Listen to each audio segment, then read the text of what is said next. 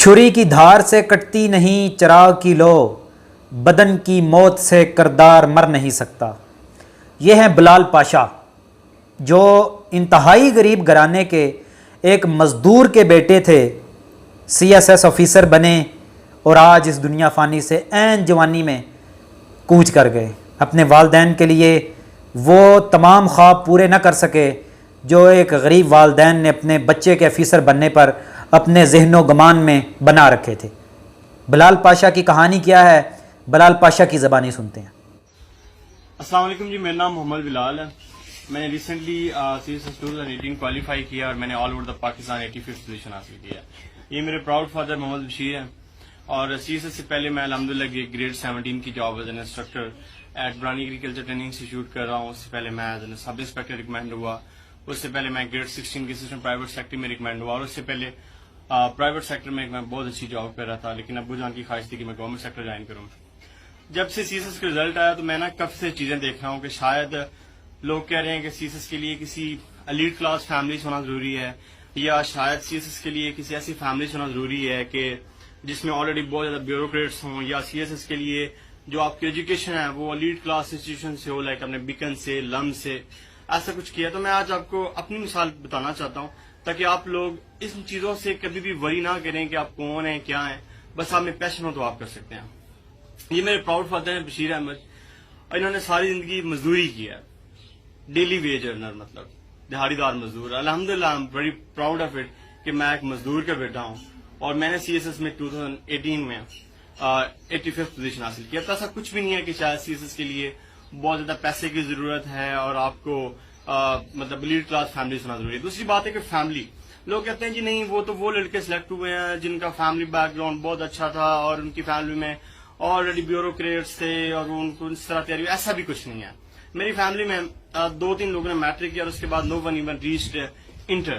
تو الحمدللہ اس کے اندر بھی کہ کچھ بھی نہیں تھا فیملی میں، like no one was educated. ابو نے بھی پراپر فارمل ایجوکیشن نہیں لی، امی نے بھی پراپر فارمل ایجوکیشن نہیں لی۔ فیملی میں دوستوں مطلب یہ بھی کوئی سین نہیں ہے کہ آپ بیوروکریٹک فیملی سے ہوں یا نہ ہوں، اٹ ڈزنٹ میٹر۔ تیسری بات ہے جی ایجوکیشن۔ لوگ کہتے ہیں کہ آپ کی اسکولنگ بہت اچھی ہونی چاہیے، آپ کی بیس بہت اچھی ہونی چاہیے۔ تو میں آپ کو بتاتا ہوں کہ 1970s میں گورنمنٹ نے ایک اسکیم لانچ کی تھی کہ وہ دور دراز ایریاز جہاں پہ کوئی فارمل ایجوکیشن کا سیٹ اپ نہیں ہے، اسکول نہیں ہے، وہاں پہ مسجد اسکول شروع کیے جائیں۔ تو میری جو شروع کی ایجوکیشن ہے وہ مسجد مکتب اسکول سے ہے، جہاں پہ مطلب صبح قرآن پاک پڑھنے کے بعد لوگ وہاں پی ٹی سی ٹیچر آتے تھے، تو پی ٹی سی ٹیچر وہاں پہ جا کے وہ کرتے تھے۔ تو وہاں سے میں نے فارمل ایجوکیشن مطلب مکتب اسکول سے حاصل کی، اور مجھے بڑے اچھی طریقے سے یاد ہے کہ 6ٹھی کلاس سے فرام 6th گریڈ میں نے یہ چھوٹی اے بی سی اور بڑی اے بی سی سیکھی سارا کچھ۔ اور اس کے بعد میں نے گورنمنٹ ہائی اسکول عبدالحکیم سے میٹرک کیا، گورنمنٹ ایمرسن کالج ملتان سے ایف اے سی کی، یونیورسٹی آف ایگریکلچر فیصل آباد سے ایون کے ایم فل کیا۔ تو ایسا بھی کچھ نہیں ہے کہ آپ کی مطلب ایجوکیشن حاصل بہت لیڈ کلاس ہو، آپ کہیں سے بھی ہو تو آپ کر سکتے ہو۔ اور آخری بات یہ ہے کہ ہم لوگ ایسے ہی کمنٹ کر دیتے ہیں کہ جی وہ اس نے ایسے کیا، تو جو لوگ ریلی جنہوں نے کیا ہے from lead class institution, they are really genius people.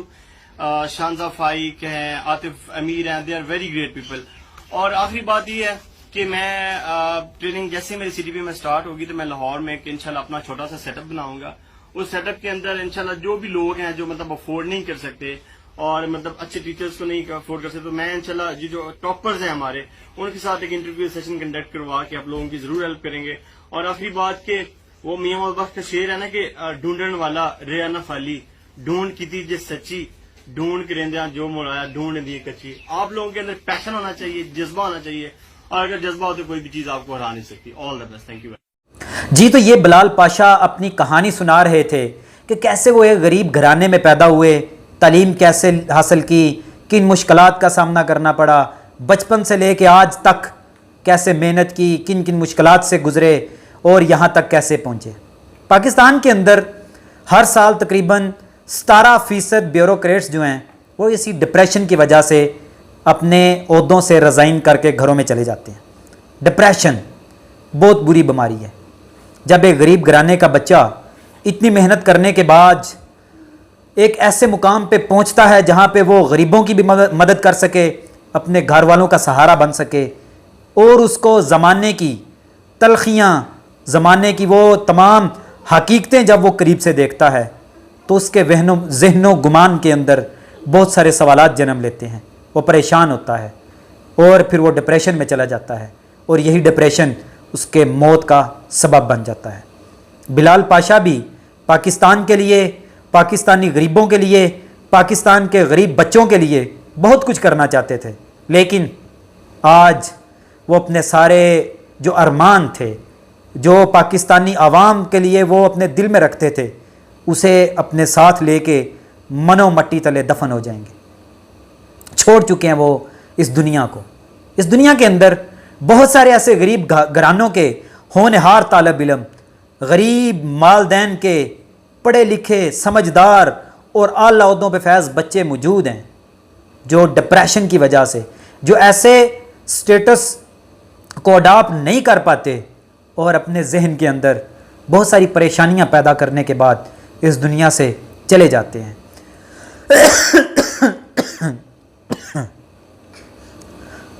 وہ تمام بچے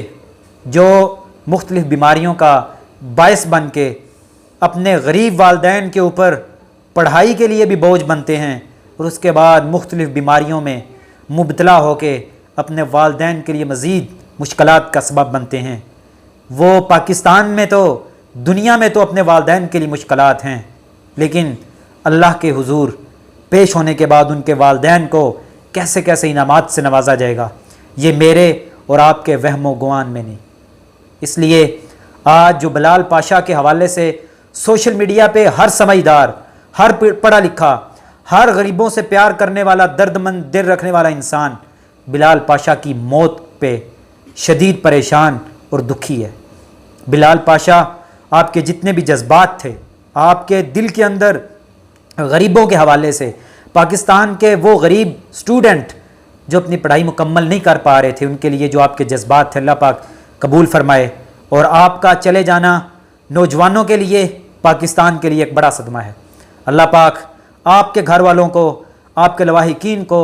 اور پاکستان کے تمام وہ نوجوان، پاکستان کے تمام وہ مائیں بہنیں جو بلال پاشا کی موت سے آج دکھی ہیں، اللہ پاک ان سب کو صبر دے، اور بلال پاشا جیسے اور پاکستان کی خدمت کرنے والے مزید نوجوان سامنے اللہ لے کے آئے جو ملک کی خدمت کر سکیں، غریبوں کی خدمت کر سکیں۔